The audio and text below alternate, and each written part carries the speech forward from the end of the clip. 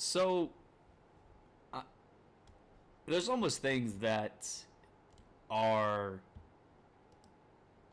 There's almost things about this football team, the Houston Texans, that need to be said, but I just don't care to say them because it's the same thought I've had over the last, what, 7 weeks? Um, this team in the Houston Texans, it's hard to be a disappointment when going into the season. Nobody thought you were good. I didn't think this team was good. Um, but you look around the league, you look around at the other bad teams in the NFL, and you're like, man, all the bad teams in the NFL at least have 3 or 4 wins. If my team, the Texans, can get 3 or 4 wins, it'd be great. It'd be awesome. If at the beginning of the year you would have told me they get 3 to 4 wins, I'd say, okay, I hope they beat Deshaun Watson when he comes back to Houston. I hope they beat the Cowboys in Dallas. I hope they beat the Jaguars once, and I hope they beat the Colts once. They beat the Jaguars this season. They've lost to every single team, good, bad, or indifferent, in this league. And it's just, I don't want to be a fan of the team that completes less than 30% of their third downs. I don't want to be a fan of a team that throws the most interceptions in the NFL.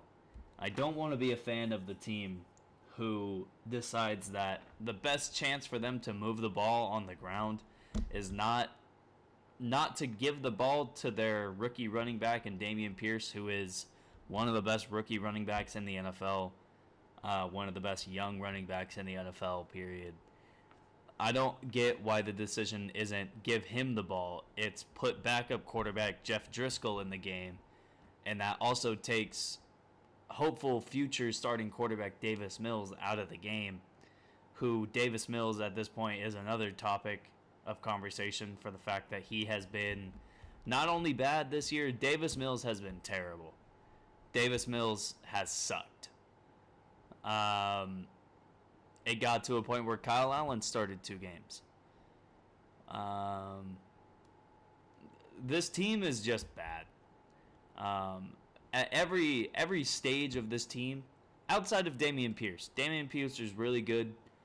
I'm not sure if any of you watched the Houston Texans and the Dallas Cowboys yesterday. I don't know why you would have. But, there's nobody on this team from a pass catching standpoint that jumps off the page.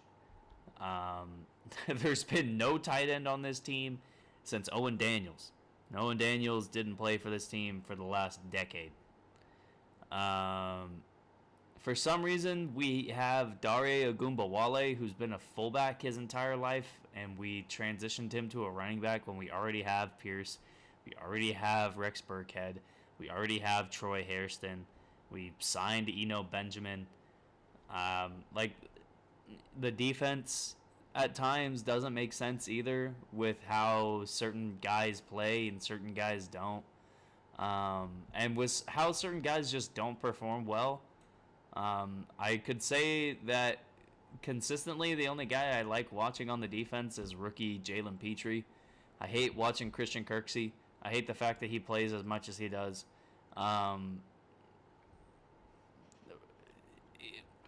Derek Stingley has missed a lot of time this year. There's nothing good about this football team, and I hate that it's my favorite football team, but what can I do? What can I do? I can't just bandwagon. I can't. I have to sit here through a 1-11-1 season. Not only is it 1-11-1, it's like a 1-11-1 where every single week it's a kick in my gut every time, because it's always close to the third quarter and then it's not. And then it's a 13-point loss to Washington, and then it's a 15-point loss to Miami, and then it's a 13-point loss to Cleveland, and then it's a 20-point loss to Vegas. It just isn't fun. And I don't know why I'm telling all of you this, why I think it's not fun. I don't exactly know the reason, but I just thought, I thought this year would be a little different. than it was last year.